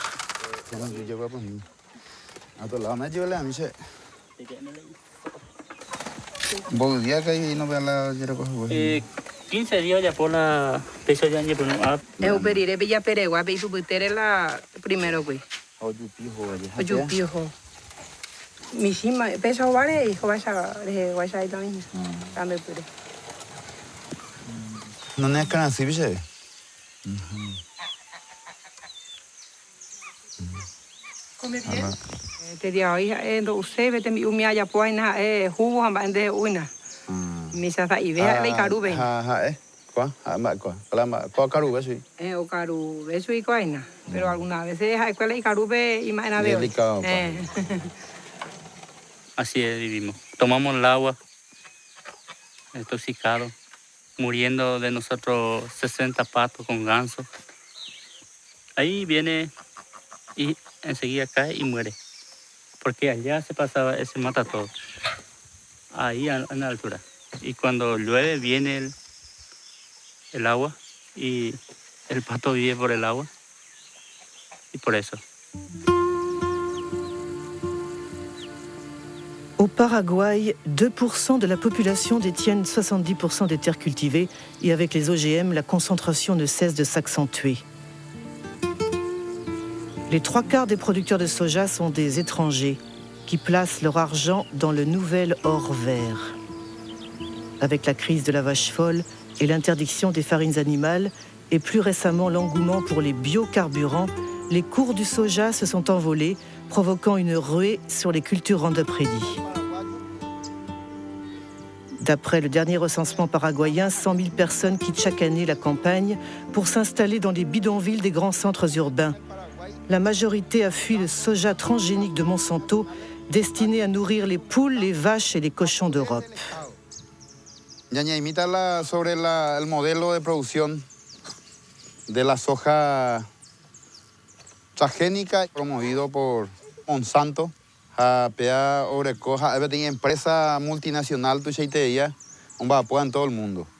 Y el objetivo es el control del alimento allá, la producción de alimentos en el mundo. Y cómo a través de la implementación de una agricultura sin agricultor, hay de soberanía alimentaria que o representar ñandeña mandaña de yeje. Ya producían de ya uana, naña depende y otro de ya carujanwa. Tenemos que luchar por nuestra soberanía, tenemos que luchar por nuestra tierra, tenemos que defender nuestra comunidad, tenemos que defender nuestra familia y tenemos que defender nuestro país. Si la gente que ciudad de pan y la ciudad no así. Peñemos a Taigo a ver. Porque la ciudad de yo voy a ir la guaja y bien de niño tu miña en ella usted oye la ciudad no yo le yo usted donde plata de uy y je quand basura. Et j'ajoute que le combat de ces familles pour leur survie nous concerne tous. En 2007, Monsanto employait 18 000 salariés dans une 50aine de pays. Tandis qu'à la bourse, le cours de ces actions ne cessait de grimper, ses bénéfices ont atteint $1 milliard. Parmi ces actionnaires, on compte des fonds de pension, des banques, mais aussi des centaines de milliers de petits porteurs.